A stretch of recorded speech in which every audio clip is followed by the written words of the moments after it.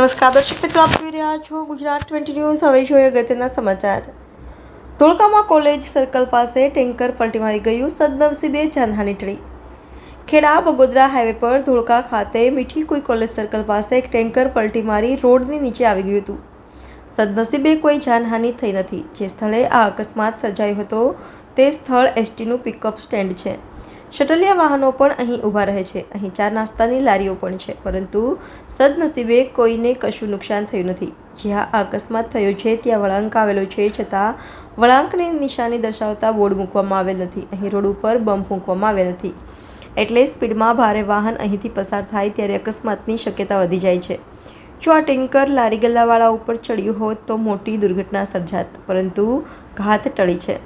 સ્થાનિક આગેવાન યોગેન્દ્ર પ્રસાદ ભાટિયાએ મીડિયાને જણાવ્યું હતું કે કોલેજ સર્કલ પાસે રોડ ઉપર બમ્પ બનાવવા જોઈએ, વળાંક આવેલ છે તેવા બોર્ડ મૂકવા જોઈએ, વળાંકમાં રેલિંગ મૂકવી જોઈએ, જેથી ભવિષ્યમાં દુર્ઘટના ટાળી શકાય।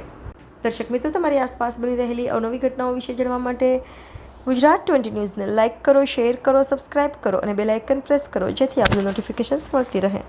ધોળકા મીઠી કુઈ બગોદરા ધોળકા રોડ છે, ત્યાં અંબિકા ચોકડીએથી હું બોલું છું।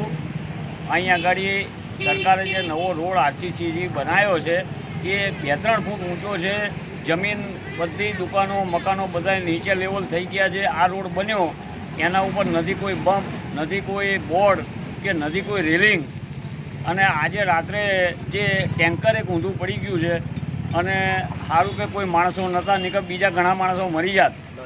અને લારી ગલ્લા ત્યાં છે એ પણ એમની કોઈ સેફટી નથી, તો બીજા આવા એક્સિડન્ટ ના થાય એના માટે સરકારે કોઈ ધ્યાન આપ્યું નથી। સરકારના લાખો કરોડો રૂપિયા બેકાર જ જાય છે।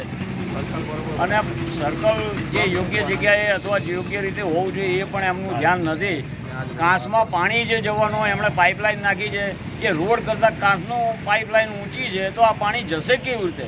કે આના એન્જિનિયરો, સરકારી અધિકારીઓ આના ઉપર કોઈ થિંકિંગ કે વિચાર કર્યા વગર કરે છે, અથવા સરકારનું આના ઉપર કોઈ ધ્યાન છે કે કેમ?